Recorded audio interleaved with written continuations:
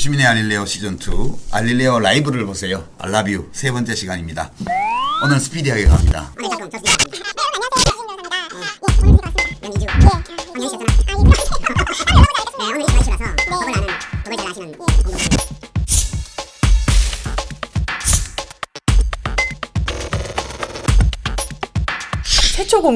최초 공개죠. 그 정경심 교수를 도운 것으로 알려진 김모 PB. 이제 어떤 언론사하고도 이렇게 길게 인터뷰한 적이 없었는데 유시민 작가님이 직접 만나고 오셨다고요. 예. 많은 분들이 제일 궁금해하실 것 같은 부분이 그 PB가 프라이빗 뱅커잖아요. 네. 김경록 그 차장이 네. 정경심 교수 뭐 컴퓨터도 옮겨주고 막 그런 부분이라서 사실은 그렇게 많이 도와주고 뭐 집에서 자료 정리 도와줬다고 하니까 네. 사실 별별 말이 다 있었어요. 왜 그랬을까 궁금하잖아요. 그 정경심 교수의 자산 관리에 관해서만 업무상의 관련을 가지셨던 건가요? 네, 맞습니다. 일단 고객의 자산을 유치하고 관리하고 실제로 모든 금융회사에 있는 직원들이 기본적으로 하는 업무라고 보시면 될 것 같아요. 일반적으로 보통 유지되는 관계, 그 범위를 안 벗어났다고 지금 하시는 거죠? 네, 맞습니다. 어느 정도는 이해할 수 있는 상황이죠. 왜냐하면 PB가 기본적인 롤 이렇게 한번 따져보면 회사에서 판매하고 그러는 금융상품을 고객한테 추천하고 그렇게 해서 하는데 이 부분들은 어떻게 생각하면 내 고객한테 더 프리미엄으로서 뭘 해줄 수 있는 부분이 없는 거잖아요. 거의 똑같은 상품이 나오고 하기 때문에 거기에서 약간들의 뭐 수익성의 차이가 나고 하겠지만 그 부분들은 그렇게 많이 되는 부분들이 아니기 때문에 그 시간이 이제 조금씩 지나게 되면 어떤 형태가 되냐면 PB가 고객의 그 생활 영역으로서 들어갈 수밖에 없는 형태가 되는 거죠. 생각보다 PB가 굉장히 이제 개인적으로 친밀할 수 있는 그렇죠. 그런 고객과의 관계가 있다. 그러니까 회사 입장에서도 제일 좋은 PB는 뭐냐. 물론 이제 많은 돈을 끌어와서 하는 PB가 제일 좋지만 그거 이상으로서 중요한 건 뭐냐면 고객하고 얼마나 더 친밀한 관계를 갖느냐.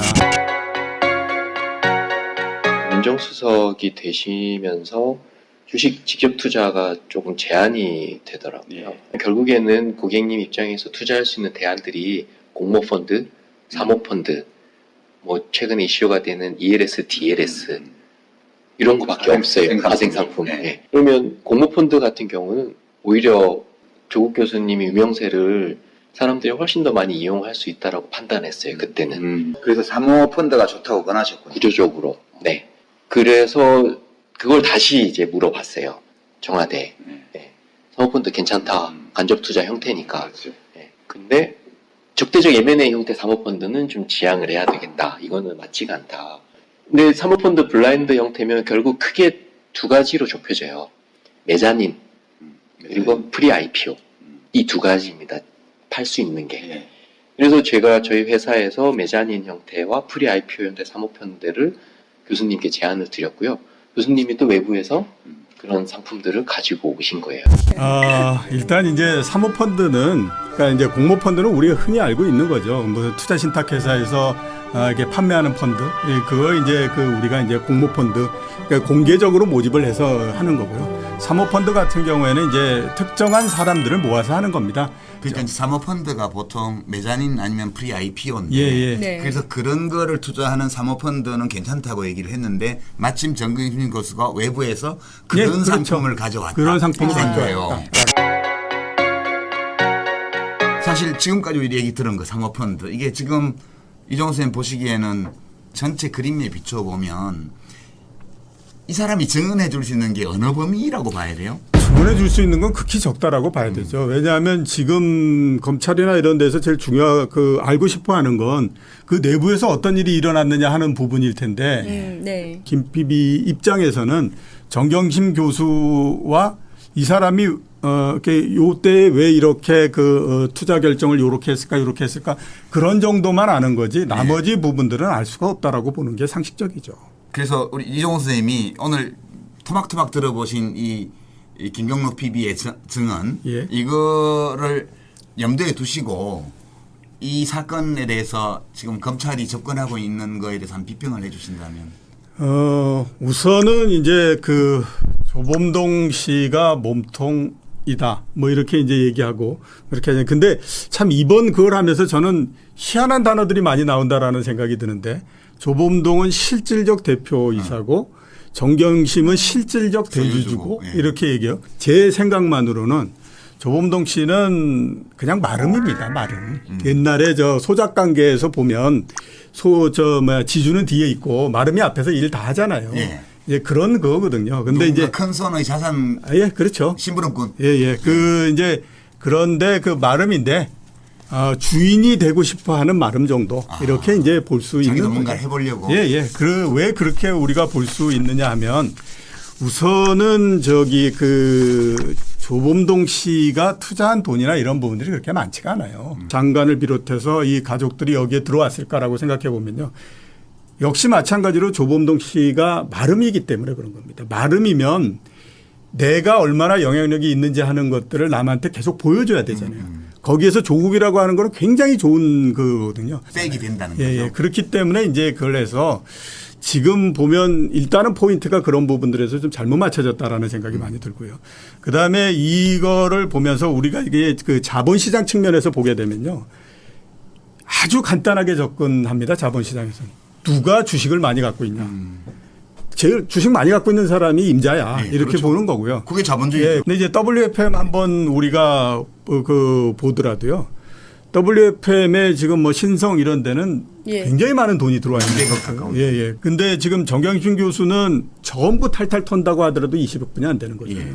근데 그 얼마 안 되는 돈을 가지고 하는 사람이 이걸 전체를 지배한다라고 하다가 보니까 그림이 잘 안 맞춰지는 형태가 될 수밖에 없는 거죠. 그러면 30년 투자 전문가로서 보실 때는 지금 다른 곳에 포커싱을 하다 보니까 검찰이 정리가 잘 되지 않는 것 같다 이런 말씀을 네, 제가 제 생각으로는 그런 것 같아요. 28일 날 같은 경우도 제가 이제 지금 이제 그 하드디스크 교체하고 이제 이런 일이 있었는데 교수님이 퇴근하고 들어오신 거예요. 그럼 이제 저는 집에 갑니다. 네. 그냥 인사하고 그 기사도 뭐 아내 도와줘서 고맙다라고 말씀하시는데요. 제가 3번, 4번 총 만났거든요. 항상 그 말씀을 하셨어요. 항상 고맙다고. 네. 그렇게 검찰에 진술을 했어요. 근데 이게 그 다음날 되니까 아침부터 이제 기자들한테 전화가 핸드폰이 터질 정도로 오더라고요.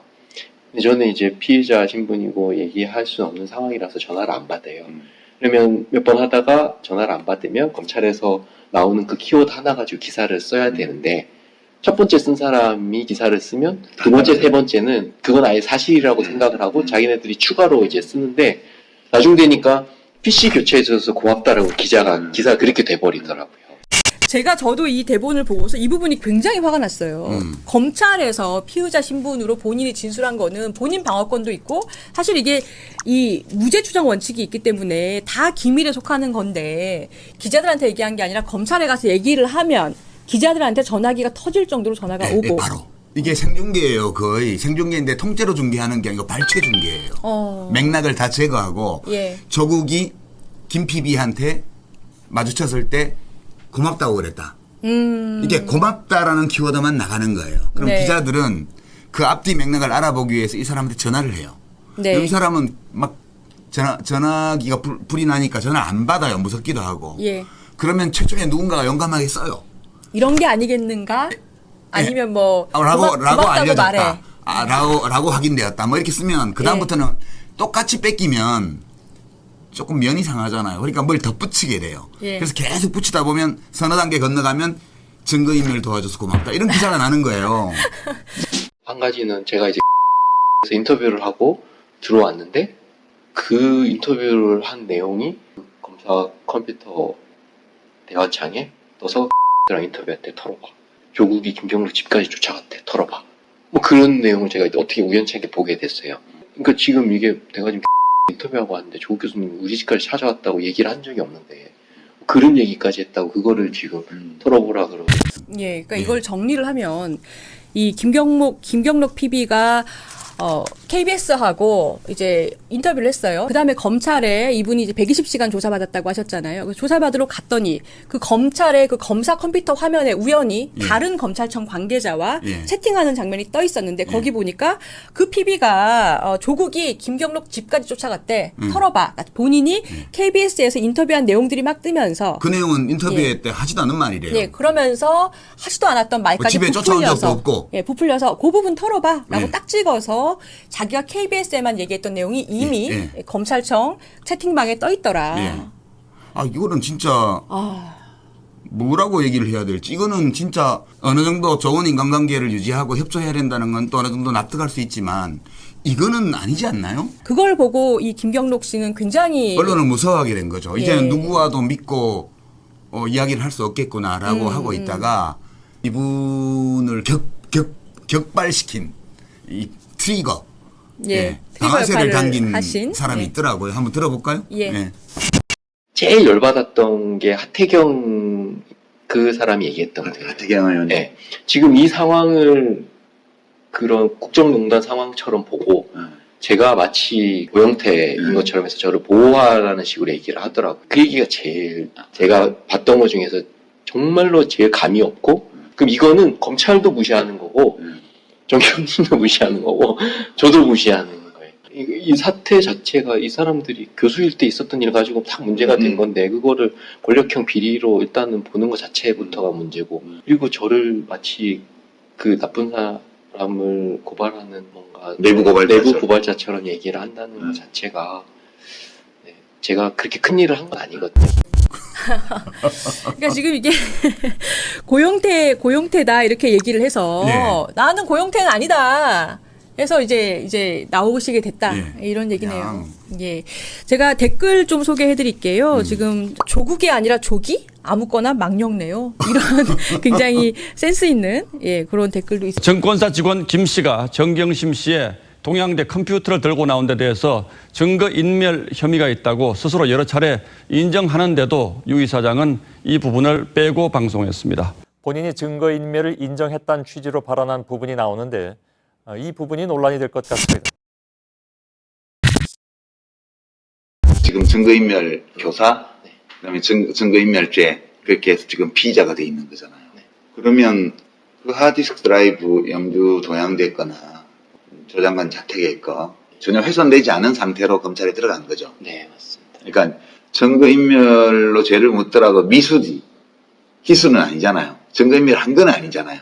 그러니까 떼간 행위가 증거인멸의 목적으로 떼갔다고 검찰이 주장하는 거고, 지금 본인은 이제 그게 아니었다. 이제 그렇게 진술을 한 거고, 근데 그래도 검찰에서는 증거인멸로 지금 피의자 겸 참고인으로 해놓은 거예요. 네, 그것도 제가 인정을 했습니다. 이게 그거를 뭐 업그레이드를 하건 뭘 손을 대건, 일단 제가 그 하드나 이런 것들은 전혀 손을 대지 않고 그대로 이제 제출을 했지만 그 행위 자체로 증거인멸이라고 인정을 하는 게 맞다. 제가 생각하기에도. 그럼 그거는 본인이 인정하고 말고 별로 상관없는 거예요. 그렇죠. 이제 검찰에서 이제 제 답을 들어야 돼. 네. 증거인멸이라고 생각 안 했다 이렇게 말하는 게 맞지. 그게 안 되더라고요. 안 돼요. 증거상에 하드도 사오고 떼고 있어야 될 자리에 물건이 없고 그 압수수색 들어갔고 뭐 온 국민 관심사 있었는데 네가 모르고 그런 행동을 했다라고 말을 하는 게 말이 안 된다. 그리고 업그레이드는 무슨 업그레이드냐. 결국 그렇게 되면 하드를 교체하게 되는 거고 확보를 하는 거다. 그런 의미에서 네.